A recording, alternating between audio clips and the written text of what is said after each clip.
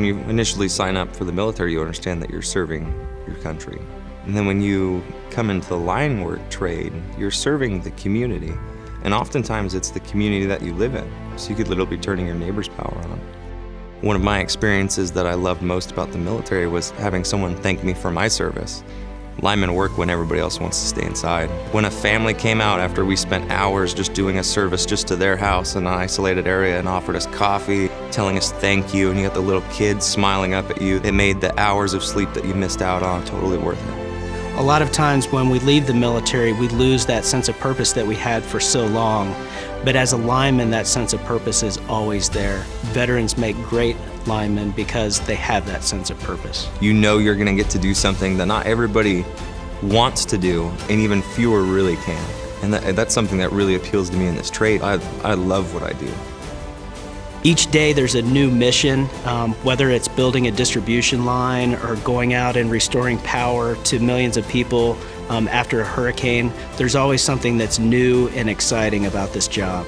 You're with the crew, you get to know them, their families, what they like to do. That brotherhood where people are gonna tell you how it is to make sure you go home at the end of the day, that definitely rang true to the same feeling I had in the military. In my experience, when you first get out of the military, it's terrifying. I knew I wanted to give line work a try. I wanted to see what it was about. So I started applying to utilities in California. And I kept getting letters back saying, you know, thank you, but no thank you. And finally I called an HR lady and I said, I don't understand. Why am I not getting a call back for at least an interview? She said, you're considered a Tier 2 candidate. And then I said, well, what do you have to be a Tier 1? And she said, you have to graduate Northwest Lineman College. Think of line school as your basic training. How successful would you have been in the military if you had never gone through basic training? You might get hired on with a company and you might get lucky and find a company that's going to train you, but your chances of success in this industry are far greater by getting that good foundation. We have veterans at the most senior levels here at Northwest Lineman College, and we also have training specialists from all 4 branches of service at our 3 campuses. This industry values the character traits that I learned in the military: honor, courage, commitment. I haven't had to change who I am in order to be successful in this industry.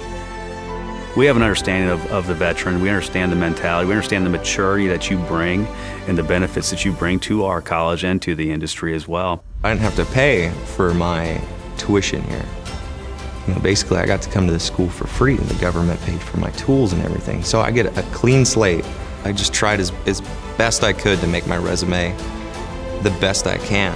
And then you even do mock interviews at Northwest Lineman College. So I walked in confident, and the next thing I know, they said, hey, do you want to go here? And I said, hey, that was my first pick. I did that because of what the school helped me accomplish. So obviously, I couldn't even get the interview beforehand. I got, at the minimum, 30 years left doing this, and I plan on making every single one count.